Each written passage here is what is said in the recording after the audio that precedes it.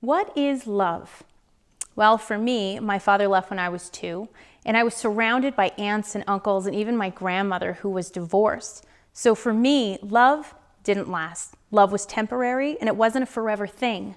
So that carried into my relationships. When I was about a sophomore in high school, I had my first serious relationship. And after a while of dating, we thought we were in love and everything was great. And slowly, the pressure started to set into the relationship. And it came to the point where he said, well, girl, if you really love me, if you truly love me, you'd prove it to me. You'd show me just how much you love me. So I needed advice. So I went to my girlfriends and I said, well, he kind of wants to do this with me and he wants to do that. And they said, well, what's wrong with you? Everybody's doing it. You love him, right? And I thought, well, yeah, I love him. So at the age of 15, I lost my virginity thinking it was going to cause this huge, great emotional bond between us and we'd be on cloud 9 and so in love. And in all actuality, eventually it destroyed any love we had in that relationship, and all respect was just thrown out the window.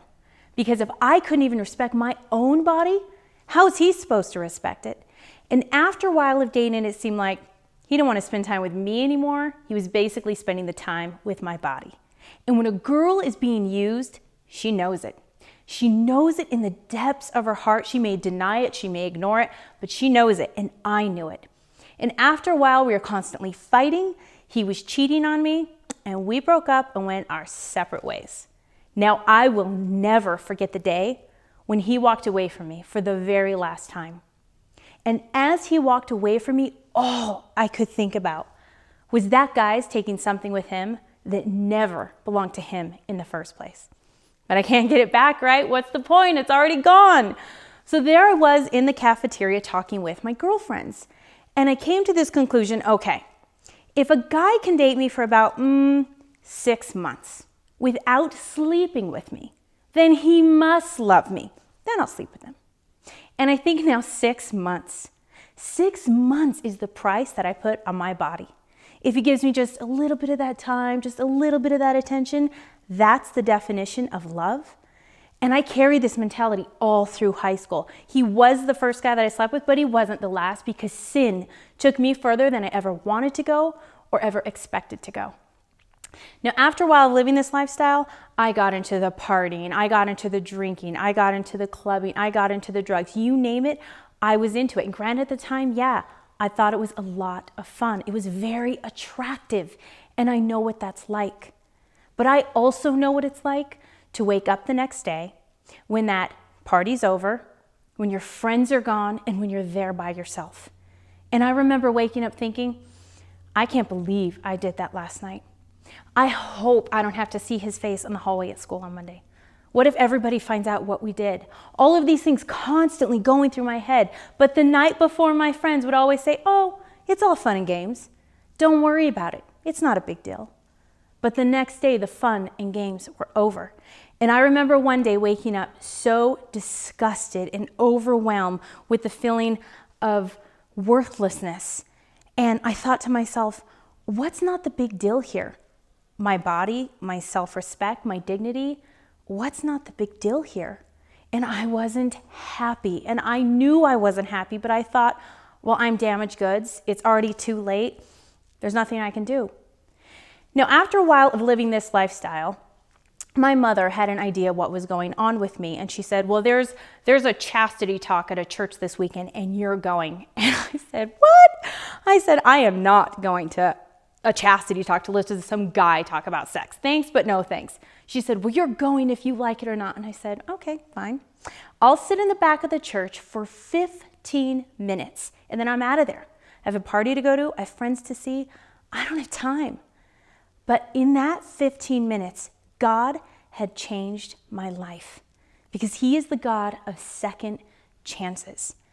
And there was this guy that got up and he talked about all of the partying, all of the sex, all the pornography, everything that he had been into, and he just laid it out. And I felt like that guy, he had grabbed my hand out of the audience and he walked through my life. Like he could see the things I was most ashamed of and hiding. And I thought, well, what's the difference? He's done the same exact things I've done. And I just watched him. And he just had this peace and this joy and this confidence that he carried about himself that I didn't see that in my friends. I didn't see that in the places I went to, and I definitely didn't see that in the guys I was dating. But he had one quality above all of them that I wanted more than anything, and it's that he wasn't ashamed of himself. I sat in my seat trying to figure out one day after I started living that lifestyle of just true peace and joy, not worried what I'd done prior that night, prior that weekend, always worried, but never any peace. And I realized in that moment, I needed to get my standards out of the gutter and raise them as high as I possibly could and start respecting my body for once and start respecting my God.